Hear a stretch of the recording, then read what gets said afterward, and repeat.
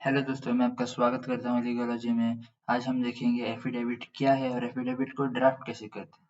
मैं आपको सब कुछ समझा दूंगा। Everything will be crystal clear.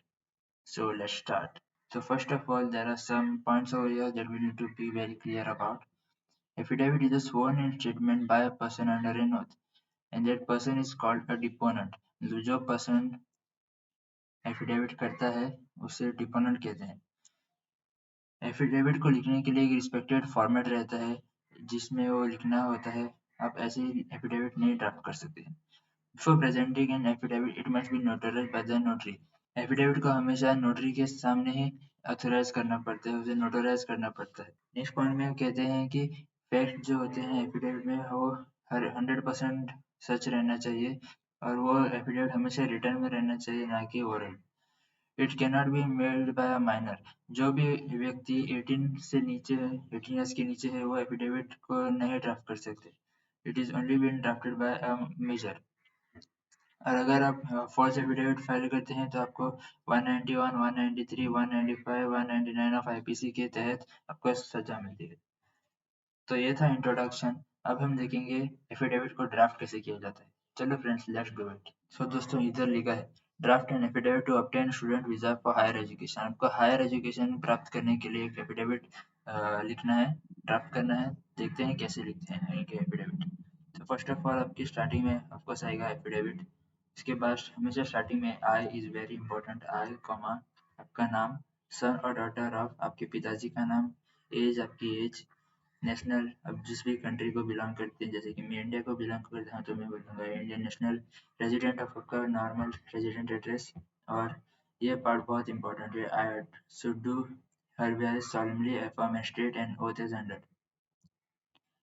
ये सेंटेंस बहुत इंपॉर्टेंट है। Do hereby solemnly affirm and state an oath as under, very very important. उसके बाद हम जाएंगे नेक्स्ट पार्ट इस एफिडेविट के। So I say that I am a permanent resident of the country of India for the last 23 years। This is the first point. Second point, I have completed my graduation in the field of law and that now to obtain my LLM degree I need to pursue my higher education in the country of England। अभी आप visa मांग रहे हैं तो आप of course दूसरी country के मांग रहे होंगे, तो आपको इधर स्पेसिफाई करना है कौन सी कंट्री है, क्या डिग्री है। सब कुछ must be very, everything must be very very precise. Third point, I say that my name is recorded in the ration card bearing number. जो भी आपका राशन कार्ड का नंबर है and also Aadhaar card number, ये आपको देना होगा as a proof that आप इंडियन नेशनल हो।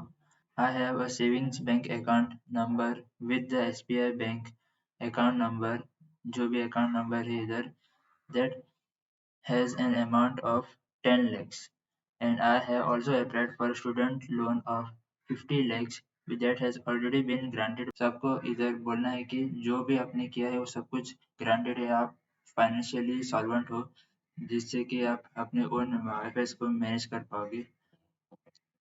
इसके बाद fourth point, I say that on the completion of my higher education in the host country यानी कि इंग्लैंड, जिधर आप जाना चाहते हो, I will come back to my country of domicile। Country of domicile refers to a country where you stay। आप जिस country में रहते हैं उस कंट्री को country of domicile कहते हैं। On my own expense and that in any circumstances I will not take any compensation from the government of England or India। कि वो कहता है कि कुछ भी हो जाए, मैं अपने देश या दूसरे होस्ट कंट्री के देश के गवर्नमेंट पर गवर्नमेंट से कोई कंपनसेशन नहीं लेने वाला। फिफ्थ पॉइंट में आते हैं, इधर हमें कहना होगा I say that I am financially solvent enough to manage my own affairs and that at the time of my stay in the host country I will abide by the rules of the country and I will not be indulged in any illegal activities। इधर आप कह रहे हैं कि आपके पास ज़रूरतमंद पैसा है, आप आपका खुद का खर्चा निकाल सकते हो और आप जब इस कंट्री में रहोगे, रिसाइड करोगे ड्यूरिंग द कोर्स, जो भी आपका कोर्स रहेगा उस टाइम पे जब भी आप रहोगे, आप कोई भी इलीगल एक्टिविटीज़ में पार्ट नहीं लोगे जिससे कि गवर्नमेंट को नुकसान हो। और फाइनली द सिक्स पॉइंट में हम आप लिखोगे I say that I am executing this declaration in order to produce the same before the competent authority। competent authority जो भी authority को आप ये लिख रहे हो आप जिससे आपका काम होगा। यानी कि अभी आप जब भी वीज़ा के लिए जाते हो तब आप एम्बेसी में जाते हो तो कॉम्पिटेंट अथॉरिटी जो भी ऑफिस इन सेंस जो भी ऑफिस है जिधर आप देना चाहते हो उसे कहते हैं competent authority for the purpose of obtaining student visa from a higher education. अभी आप हायर एजुकेशन के लिए अप्लाई कर रहे हो तो आप कॉम्पिटेंट अथॉरिटी को तो बताना ही होगा कि आप मुझे इधर जाना है, इसलिए तो आपने ये पूरा एफिडेविट लिखा है। सो आई होप आपको इधर तक क्लियर हुआ होगा। अभी हमारे लास्ट पैराग्राफ में जाते हैं। सो इधर आपको लिखना होगा I do hereby state that whatever stated herein above are true to the best of my knowledge. Solemnly I affirm at Panjim, जिस कोई भी प्लेस जिधर आप ये एफिडेविट को ड्राफ्ट करें जिधर भी ऑन द कोई भी डेट यानी 20th day of the month of September of the year 2021। तो इधर ये पैराग्राफ आपको एकदम ध्यान में रखना है। Remember this paragraph, it is very important. वो कहता है कि जो भी फैक्ट्स मैंने इधर बताए हैं वो एकदम ट्रू है और कुछ भी झूठ नहीं है इसमें।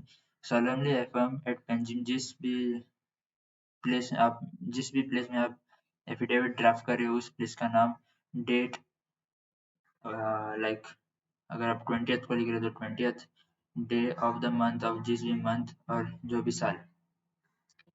Deponent, name of the deponent मतलब आप डिपोनेंट है, आपका जो भी नाम है राम, राहुल, सीमा जो भी, और आपका सिग्नेचर इधर। उसके बाद लास्ट पैराग्राफ वेरिफिकेशन। वेरिफिकेशन ये पैराग्राफ आपको याद रखना होगा, it is very important. Verification on the same 20th, not same day, उस डे के बाद। अगर आप इधर 20th लिख रहे हो सितंबर तो इधर you can say 30th September of the year 2021 and verify that the contents of the affidavit are true and noting material has been concealed and no part of it is false. This is noting material, जो भी आप लिख रहे थे all that material has been concealed and no part of it is false। आपको ये सब कुछ कहना है। और लास्ट में अगेन आपका नाम, जो भी नोटरी के सामने आप गए थे नोटराइज करने एफिडेविट, उसका stamp and seal of the notary. तो दैट्स इट गाइस।